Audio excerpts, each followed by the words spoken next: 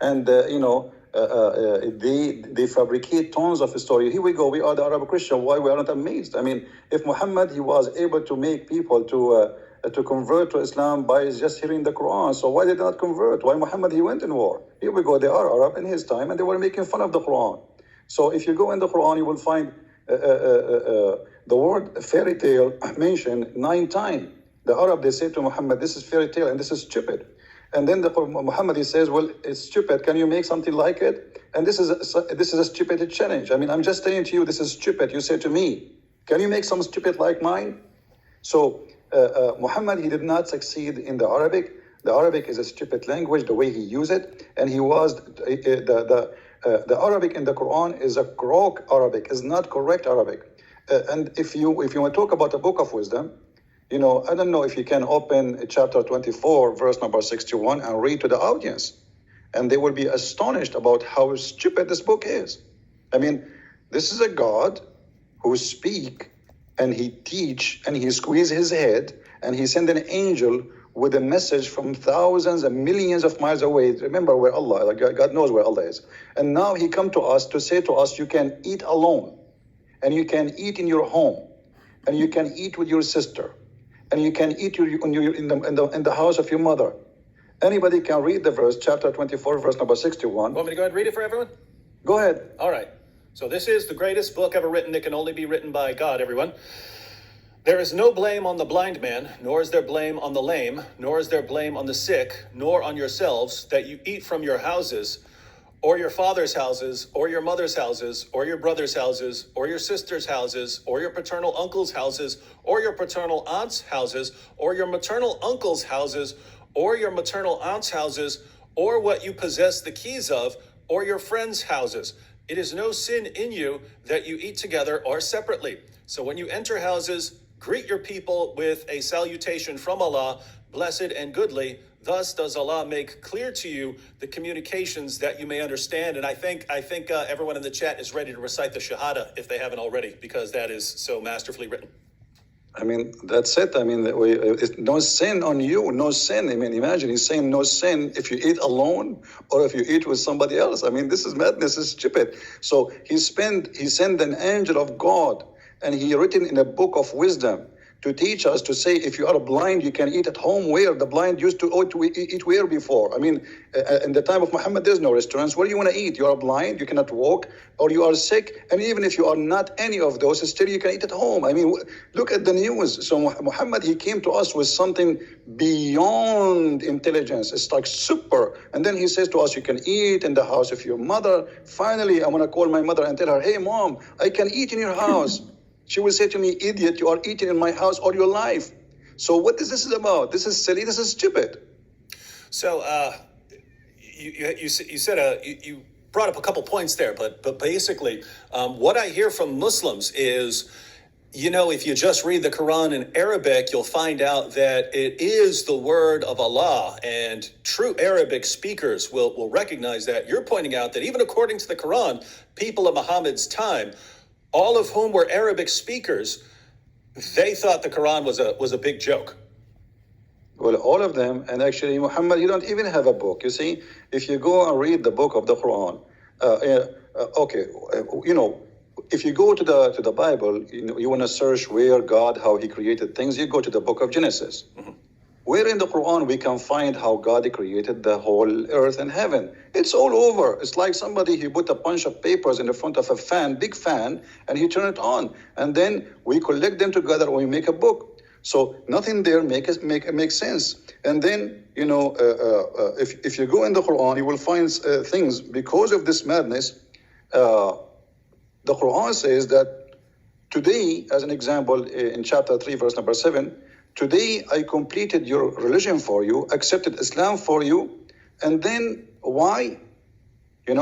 Because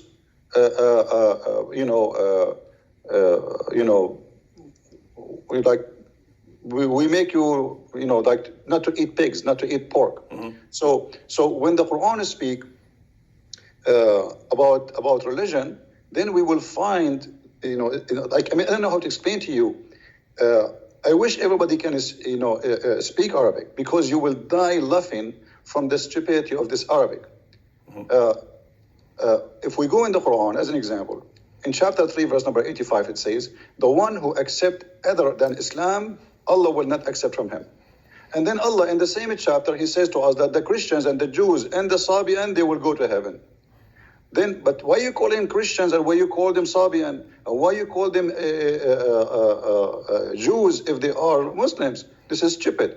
If you go to chapter 5, verse number 3, it says that Allah, He forbid for you, etc., etc., etc., etc. And then He said, today I completed my favor upon you and choosing Islam as religion for you. But this is the chapter 5, verse number 3.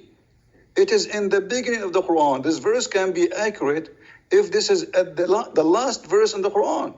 Like Jesus in the cross says, it's complete.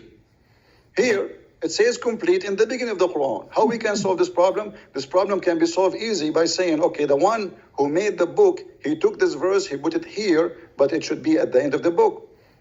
And yet the Muslims, they say to us that this is the book of Allah. If Muhammad said this verse in the beginning, that means all the chapter after chapter 5, verse number 3 are fabricated. Because he just said, I don't know if you can read it for us, David. Mm-hmm. Chapter 5, verse 3, if you can read it, so people, they can see. I mean, this is crazy. How he complete the religion for them, accepted Islam for them. I complete my favor upon you. Mm-hmm. Ready? Chapter 5, verse 3. Forbidden to you is that which dies of itself, and blood, and flesh of swine, and that on which any other name than that of Allah has been invoked, and the strangled, and that beaten to death, and that killed by a fall, and that killed by being smitten with the horn, and that which wild beasts have eaten, except what you slaughter, and what is sacrificed on stones set up for idols, and that you divide by the arrows, that is a transgression. This day have those who disbelieve despaired of your religion, so fear them not, and fear me. This day have I perfected for you your religion, and completed my favor on you, and chosen for you Islam as a religion. But whoever is compelled by hunger, not inclining willfully to sin, then surely Allah is forgiving, merciful. I'm sure there are here even more people ready to recite the Shahada after hearing that.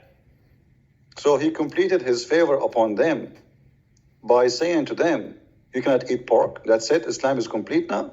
So all the chapters after, and here you notice, I don't know if you noticed with me, David, that in the same verse at the end it says, after all what he forbade, if you are hungry, still you can eat all of those, which means you can eat pork. Even pork you can eat. Yep. But then we find this is a contradiction for chapter 2, verse number 65. Isn't it Allah who cursed the Jews and he made them pigs and monkeys because they broke the Sabbath? Mm-hmm. Why they broke the Sabbath? Because they are hungry. Mm-hmm. Because Allah, He made this fish only appear in the Sabbath. So those people, if they are hungry, they are not allowed. But if the Muslims are hungry, they can eat pork. Yeah, I've never actually made a video on that one. I might have to knock out a video on on that contradiction there. One more question, then we'll turn it over to chat here. Along the same lines, one of the other things that Muslims say, because one of the main arguments that they give, thanks to Ahmed Deedat and Zakir Naik, is the amazing scientific insights of the Quran, that Muhammad knew things that no one at the time could have known and that weren't discovered until centuries later, and scientists are still marveling at the amazing scientific accuracy of the Quran even today. I sit here and I read the Quran and it looks like a scientific catastrophe. It looked like if you were to invent the most ridiculous picture of the universe that you could possibly come up with, that's what Muhammad believed about the universe. If you could come up with the silliest theories about human reproduction that you could possibly come up with, that's what Muhammad believed about human reproduction. But what I hear from my Muslim friends is, in the Arabic, you find that everything is correct, that it's amazing and has all these scientific insights. Since you read the sources in Arabic, would you agree with the Muslims that their sources are filled with amazing scientific insights that prove that Islam is true? The Quran is the most stupid book ever I saw all my life, and I challenge any Muslim to prove me wrong. The God of Islam even don't remember which one he created first, the trees or the stars. Have you ever heard of a maker? He says something in one verse, he said the opposite in different verse. The Quran do not know even how the baby is created. He says that the baby, he was a sperm and then he became a congealed blood, which is funny because the sperm was a sperm and then it became a congealed blood. Muhammad, he explained, and he says that the sperm stay inside the mother for 50 days. Have you ever heard of a science like this? But the Muslims, the problem is when the Muslims, they try to make the Quran as a scientific book, they fabricate the translation, they change the meaning to make it fit with science. As an example, when the Quran says Allah, he made the sperm into a congealed blood, the Muslims, they say in many translation, it was you were a sperm and then you became a clot. But this is not true. It doesn't say that. It says the sperm became a clot. If you go in Sahih al-Bukhari as an example, Muhammad, he says in hadith number 2644, he said that the semen remain in the womb of the women for 40 or 50 days. And this is authentic hadith. So this is the science of Muhammad, claiming that semen can live for 50 days. Science says maximum 5 days. So that's the only mistake is only a 0. Yep. That is correct, by the way, ladies and gentlemen. In other words, if you go to your biology class and you ask your biology teacher or professor, how long can a sperm survive, you'll hear maximum 5 to 7 days. Not so, according to Muhammad. So if you're a Muslim, you could spend a lot of time. Correcting your teachers and professors. All right, Christian Prince, we'll be talking more about the Muslim sources and what the Quran says. Wanted to ask you a little bit about